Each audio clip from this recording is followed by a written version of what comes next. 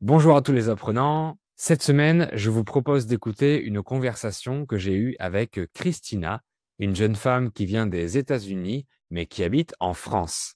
Elle fait des vidéos sur Instagram et TikTok où elle parle avec humour et franchise de sa vie quotidienne en France, des curiosités de la langue française, des expressions bizarres, de ses chocs culturels, etc. Elle va vous raconter comment elle est arrivée en France, comment elle a appris le français, toutes ses difficultés et on a aussi plein de conseils pour vous. Alors, on l'écoute, c'est parti. Avant de commencer, je voudrais vous proposer de pratiquer votre oral grâce à notre club VIP. C'est un club privé que j'ai créé composé d'une grande communauté d'apprenants du monde entier et tous ensemble, on fait des activités de pratique orale en français sur Zoom au minimum 6 fois par mois. On fait de la lecture, des jeux, des quiz, des discussions sur différents thèmes pour que les apprenants gagnent en confiance à l'oral et progressent. Il y a aussi un cours pour expliquer facilement et clairement la grammaire du français. Nous avons un groupe Telegram privé pour écrire, partager et échanger et où j'aide les apprenants en répondant à leurs questions bien sûr. Le club VIP, c'est aussi tous les contenus du podcast sans publicité. Vous êtes tous les bienvenus. Cliquez sur le lien dans la description pour avoir toutes les informations et vous abonner. Salut Christina, Salut! tu vas bien? Oui, ça va et toi? Très bien, merci beaucoup. Bien écoute, on va parler un petit peu de ce que tu fais, de ce que tu fais en France. J'ai pas mal de petites questions à te poser.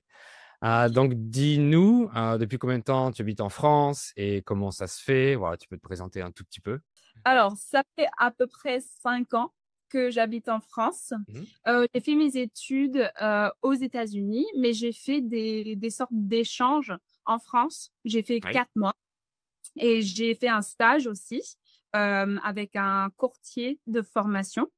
Et en fait, à la fin de mon stage, elle m'a proposé de faire un entretien avec une de ses écoles partenaires. Et oui, j'ai fait l'entretien avec l'école partenaire et j'étais prise pour l'année d'après en France. pour mon master en France. J'ai fait Oui. un master en alternance pendant 2 ans en France. Mhm. Et puis, à la fin de mes études, l'entreprise m'a proposé Un un emploi. travail. Oui, un travail à la fin. Oui. Et j'ai dit oui. Et alors, ça fait que je suis en France depuis 5 ans. Et j'ai changé entre-temps de travail. Oui. Je travaille à une école internationale. En fait, je suis prof d'anglais pour une école internationale. D'accord, bah, c'est génial. Merci. OK et comment ça se fait que tu as choisi la France? Est-ce que quelqu'un t'en avait parlé avant? Tu avais parlé de la culture? Alors, ma mère, elle est de base, elle est francophile. Elle Mmh. adore la France, la culture française, la langue française. Et je me suis dit, bah, si elle aime autant, il y a une raison. Et moi, je vais faire la même chose. Moi, en fait, j'ai fait ce qu'elle n'a pas pu faire. Moi, je suis restée, j'ai créé ma vie ici. Et c'est pas quelque chose qu'elle a envisagé pour elle, mais c'est quelque chose que bah, elle aime trop me voir vivre ma vie ici. Ah génial, d'accord. C'est ce qu'elle aurait peut-être aimé ou rêvé? Je pense Ah. oui. Mais elle est super contente pour moi, hein. On parle, elle vient souvent me voir. Il y a mon mari aussi qui parle avec elle en français. Et jusqu'à il y a presque 2 ans, elle était plus forte que moi en français. Franchement, elle avait un accent incroyable. Elle a toujours un accent super, super bien. Et elle habite même pas en France.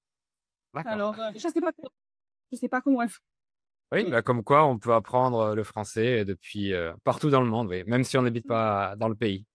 C'est ça. Et ça fait 13 ans que j'apprends le français.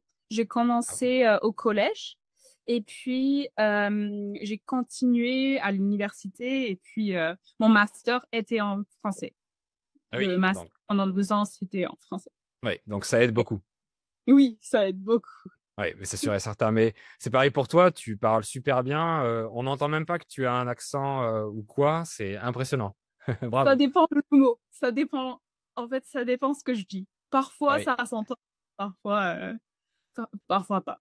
oui, mais c'est Merci, complètement normal. Mais merci. oui, bah, de rien. Non, mais c'est vraiment impressionnant. Et on dirait que tu es native à t'entendre. Je pense que d'autres te font les compliments dans ta vie quotidienne. Je suis pas le seul, mais c'est vrai. Merci, c'est super gentil. Franchement, je l'ai travaillé, mais comme dit, ça fait 2 ans que je parle avec un accent, plus fluide, un Oui, peu plus fluide. d'accord. Ouais, ça se travaille effectivement progressivement. On Oui, est d'accord. OK, donc oui, tu es américaine, tu habites en France avec un mari français. c'est Vous ça. parlez quelle langue entre vous? Vous parlez français, j'imagine? Les 2, on Ah! parle les 2 tout le temps. En fait, s'il y a un mot, par exemple, l'autre jour, on était en train de parler, j'ai dit, «Can you pass me la poêle?» Like, because I was ou le poêle, non, c'est la Là, poêle. ouais, «Can you get me la poêle?» ouais. And that's en fait, je dis les mots que j'arrive pas à dire en anglais dans ma tête, je le dis en français. Oui.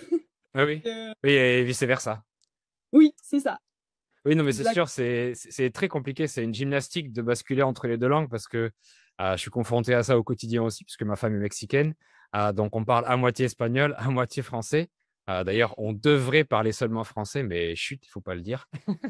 Oui, Mais ouais, forcément, c'est mais comme ça. C'est c'est à c'est chaque fois. c'est compliqué. Ouais, c'est compliqué parce que c'est super compliqué parce que moi, j'ai aussi envie de parler un peu espagnol. Elle doit aussi entendre du français, donc je dois lui parler en français et cetera et cetera. Donc j'imagine que c'est pareil, entre toi et lui. Donc oui, il y a des mots qui sortent en espagnol, on se souvient même pas si on a parlé espagnol ou français. C'est instinctif, en fait, parce que l'important, c'est la le message et la communication et pas le moyen de le dire, en fait. Donc on fait des erreurs, on mélange les langues, mais on se comprend et c'est le plus important, en fait. C'est ça l'objectif principal. Tout à fait. Ouais, C'est bien. Tu apprends ouais. l'espagnol aussi? Bah, je parle déjà espagnol puisque j'ai vécu au Mexique, donc je le parle déjà, oui, j'ai vécu en Amérique latine, 3 ou 4 ans à peu près en tout au total, donc je le parle déjà couramment, en fait. Super, super. Oui, Ma mère est cubaine, alors je ouais. parle aussi, espagnol. Ah très bien, donc oui, tu es Mais déjà pas polyglotte. un peu moins, que le français. Mmh. Maintenant dans ma vie, parce que je parle plus le français que l'anglais, ou l'espagnol. Oui, Alors voilà. oui, c'est normal. Ouais, Très c'est bien. normal. Et est-ce que vous avez comme moi et mon épouse, est-ce que vous avez des petites incompréhensions entre vous 2 par rapport au choc culturel? Est-ce que parfois: «Ah oui, mais ici ça se passe comme ça». Tout le temps. Ouais. C'est plutôt au niveau de la langue, mais c'était de moins en moins. Mmh. Mais au début, c'était, super compliqué. Ouais. Par exemple, une fois, on s'est pris la tête parce qu'on partait en vacances et pour organiser les vacances, c'est toujours un peu compliqué et il m'a dit: «Ouf, je pense que je vais partir, tout seul, parce que j'en ai plein le cul» et moi j'ai dit et le jour après, on s'est dit: «OK, on va pas en parler maintenant, on va être tranquille» et le jour après, j'ai dit: «C'est vraiment pas gentil ce que tu m'as dit, hein. Mmh. C'était pas gentil» et il m'a dit: «Mais tu as entendu quoi?» et moi j'ai dit: «Bah, tu as dit que tu vas partir tout seul voir ton plan cul» et Ah! il m'a dit: «Quoi?» au lieu de plein le cul, j'ai entendu plan cul Ah oui, parce que les nasal vowels, oui. je sais pas comment les, Ouais, vowels nasal, ouais, oui, exactement. Hem, je les entendais, au même niveau, oui. Mmh. au même niveau, c'est ça. En fait, je les entendais, comme si c'était la même chose et il m'a dit: «Mais non, pas du tout, c'est bon, et j'étais là: «Ah» et j'ai déjà raconté ça sur, mon TikTok et mon Instagram parce que c'est super drôle et Ouais, c'est quelque chose que, bah, tout le monde peut f tout le monde peut entendre ça comme ça. ouais, Bah, oui, je s'ils sont, comprends. bien sûr, s'ils sont pas français, hein. Oui, oui, oui. Alors Oui, c'est sûr. Oui. Oui, entre plan et plein, pour nous, il y a une différence. Mais maintenant, je pense que tu l'entends, mais au début, tu Oui, l'entendais oui, mal. oui. Ouais, Mais au début, j'étais là: «Mais quoi?» Mais c'était drôle. ouais. Mais bien sûr, il avait pas de il c'était pas ça, mais j'avais pas compris. Non, mais oui, c'est tout à fait normal entre 2 cultures, 2 langues différentes, il y a forcément des incompréhensions, c'est complètement normal. Ouais, en effet. Il faut s'habituer, il faut, penser, se mettre à la place de l'autre et penser qu'il va pas forcément comprendre et voilà et cetera. Faut anticiper tout ça donc c'est toujours, une certaine, gymnastique, oui. Et il y a autre chose au niveau culturel, ce que je trouvais super drôle, c'est que, il y a des en fait, on peut pas faire des recettes avec les choses qui sont pas de saison. Heu, En tout cas, là où on habite, on Guillaume, il me dit toujours: «Il faut que ça soit de saison» et moi, j'avais jamais pensé aux légumes, aux fruits qui sont de saison et faire en fonction. Oui, Faire, à faire la cuisine en fonction. C'était, moi, j'avais les légumes, j'avais les fruits, aux États-Unis, c'est tout le temps oui, et en France, là où comme dit, là où il habite, c'est vraiment, c'était légumes de saison et je trouve ça drôle. oui, C'était un truc, j'ai dit: «Ah mais il faut que je fasse en fonction». Voilà, oui. c'était drôle. Et justement, est-ce qu'il y a des choses auxquelles tu t'es habitué super facilement en France, que tu trouves qui sont, très bien ou très faciles, par exemple? Une partie de la culture, en Europe, je pense, et aussi en France, c'est, les randonnées. La balade digestive, les randonnées, de toujours faire du en fait, le sport est intégré dans la vie Mmh. et ça, c'était, moi, j'avais plus l'habitude d'aller à la salle, et tout ça, mais vu qu'on habite, en Alsace, c'est beaucoup plus, il y a plus de choses à faire et donc on a plus envie d'être dehors et D'accord. c'est quelque chose, pour faire du sport et c'est pas Oui, quelque chose que j'avais fait auparavant. Par exemple, je faisais pas le vélo tous les jours. Bon, j'habitais pas en ville, bien sûr, mais d'accord. maintenant qu'on habite en ville, oui et ça, c'est quelque chose c'est le fait que tout soit, toute activité physique est intégrée dans la vie et D'accord, ça, j'aime beaucoup. Ça, c'est quelque chose, que je me suis habituée, facilement à ça. d'accord.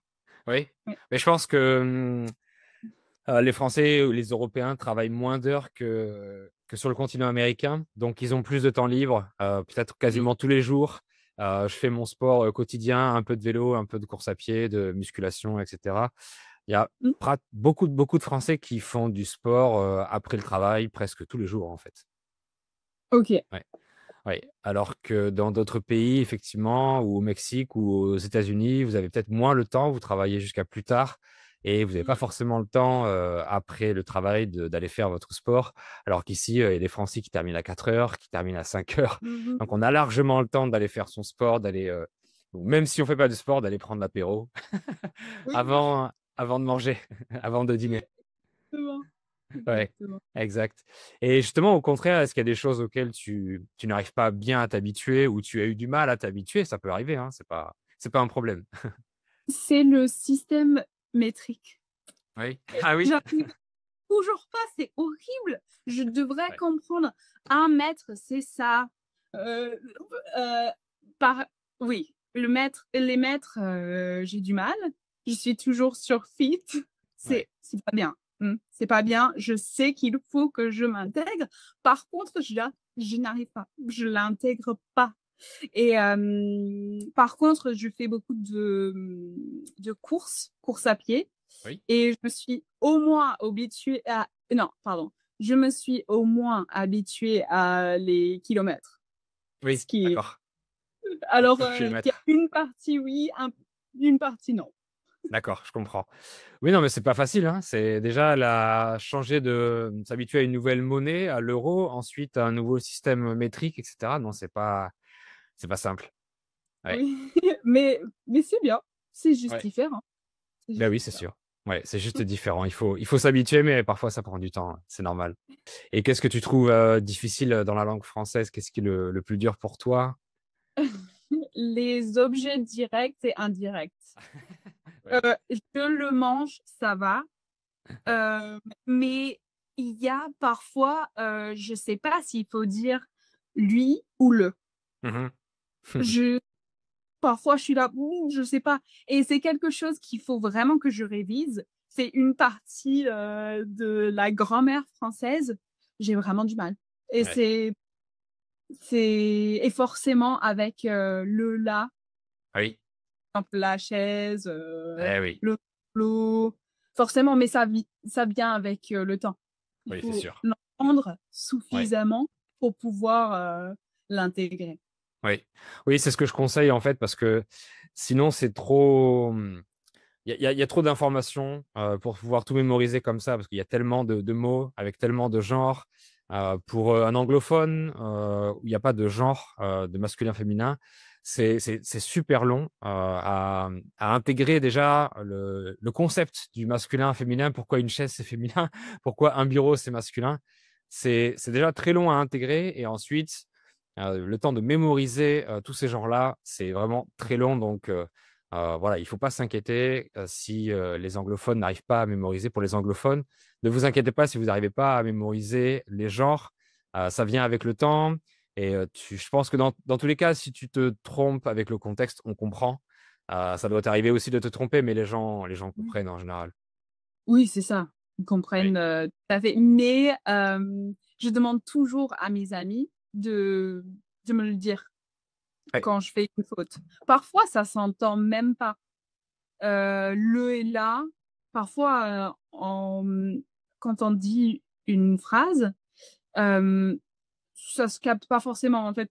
Tu dis «l» et après tu dis le mot et ça passe, ça passe. Ouais. Ils sont: «La chaise, Ouais. la chaise». Mais, mais c'est avec le temps, et j'ai demandé vraiment à mes amis de me reprendre. Mhm. Comme ça, non, c'est Ouais. comme c'est que comme ça que je vais apprendre. Oui, oui, mais c'est sûr. Mais c'est bien de l'avoir fait. C'est bien de demander aux gens à qui tu parles, à tes amis, etc., à ton entourage, de te corriger pour t'aider, parce que sinon, tu peux pas tout le temps savoir, parce qu'ils vont pas te reprendre à chaque fois. Si tu dis la bureau ou le chaise, ils vont comprendre, et c'est pas important si tu fais une erreur, mais si ils te le disent à chaque fois, c'est vraiment super, hein. Oui, j'avais vraiment de la chance en plus Ouais. avec mon mari Mhm. qui me corrigeait. Au début, hem, les gens ils disaient, «Mais arrête, laisse-lui parler». Mhm. Laisse-lui, hein. Laisse-le Laisse-la pa non, parler. laisse-la non, c'est non! Laisse-la parler. Heu, en fait, il disait, les gens ils disaient: «Laisse-la parler». Mhm. Par contre, moi, j'aimais bien qu'il m'arrêtait et si je faisais une faute au niveau prononciation, parce que c'était ça ma plus grosse problème, mon Mhm. plus gros problème en Mhm. français et il me reprenait à chaque fois et ça m'a beaucoup aidé, Ouais. beaucoup. Ouais. C'est incroyable le progrès que j'ai pu faire. Parce que j'écoute, mes anciens, vocals et je suis là: Mhm. «Waouh!» Ouais, Oui, tu c'est peux remarquer ton progrès. oui, c'est ça et c'est toujours bien de se prendre en vidéo ou, enregistrer les vocales parce que ça peut vraiment aider, pour apprendre, Oui. pour Ouais. mieux s'entendre, savoir ce qu'on fait de mal pour pouvoir, progresser, Oui. évoluer. Oui, Exactement, oui, s'enregistrer pour se réécouter, et puis se réécouter plus tard, quelques mois après, pour voir le progrès qu'on a fait. C'est ça, c'est super, ouais. c'est trop fun, j'aime Ouais, trop. c'est une très bonne Oui. idée. Et d'ailleurs, à ce propos, raconte-nous ce que tu fais sur TikTok et Instagram, parce que j'en ai parlé en introduction, mais tu vas nous expliquer, nous raconter. Alors, sur mon Instagram, TikTok et ça fait pas longtemps que je fais YouTube aussi, les Mhm. shorts. Mhm. Je fais beaucoup de, je parle beaucoup de mes, erreurs en français, ce que j'ai déjà fait, les choses que j'apprends aussi. Comme ça, je peux créer un peu de l'échange Parce que Oui. moi, j'aime bien, en fait, j'ai une partie de ma communauté qui est français aussi. Mhm. Et ce que j'aime bien, c'est partager la culture française, la langue française avec les gens qui sont natifs, parce que j'apprends tous les jours, hein, ils m'apprennent les choses tous les jours. Oui. Et après, l'autre partie, les Américains, les anglophones, même les gens d'un peu partout dans le monde. Oui. Euh, Parce qu'à la base, j'étais pas sûre que ça allait pas marcher.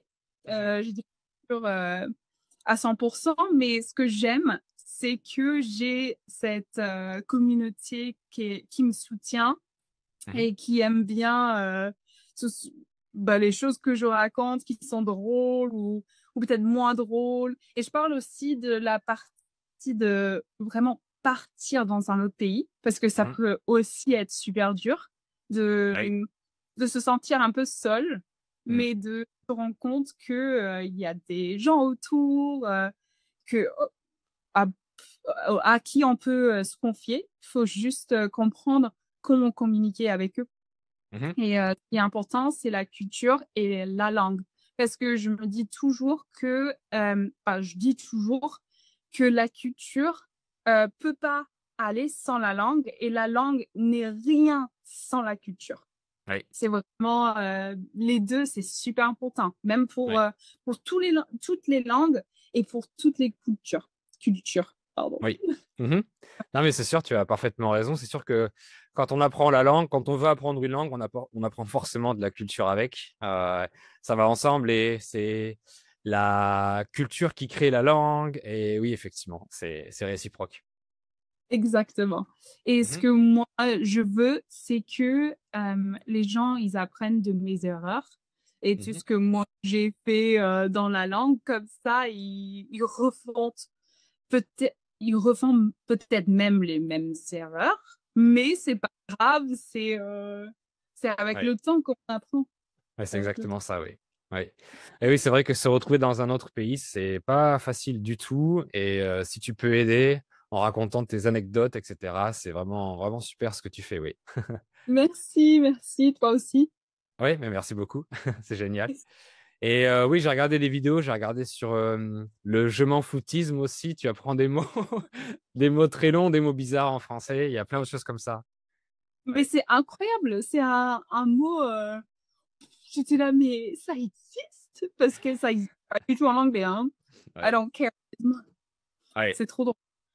Ouais, ouais, je comprends. Oui, c'est vrai que les Français ont beaucoup d'imagination avec la langue.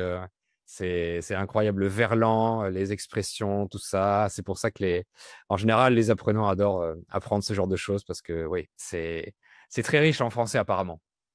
Tellement, tellement. Il y a plein de choses, même avec le vocabulaire, même si en français, il y a quoi, 70 000 mots Mhm. comparé à 20 000 plus en anglais. Mais je Mhm. trouve que la complexité des mots en français, c'est dingue, vraiment. Oui, C'est complexe et il y a tellement de façons de dire les choses, ça évolue tous les jours. Par exemple, je disais l'autre jour, j'ai l'impression que mon TikTok, ça pense que je suis une fille, une jeune française, parce que ça m'apprend toujours les nouvelles expressions. ah oui. Euh, yeah, oui, oui, c'est ça. En fait, je suis là, mais il y a des nouvelles choses que les jeunes disent, et après, je peux reprendre ça. Bien sûr, il faut que je me renseigne un peu avant de l'apprendre aux autres, Oui. mais super intéressant. Ouais. J'apprends tous les jours. D'accord. Ben Les oui, trends, forcément. les références, tout ça. Ouais. Ah ouais, c'est impressionnant. Oui, c'est un univers immense. Mm.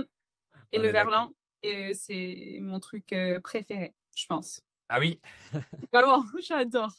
Et à chaque fois, parfois, mon mari me parle en verlan pour être drôle, hein. Et, et moi, je suis là, c'est vrai. Parce que l'autre jour, il me dit, oui, il y avait vraiment son père à la salle.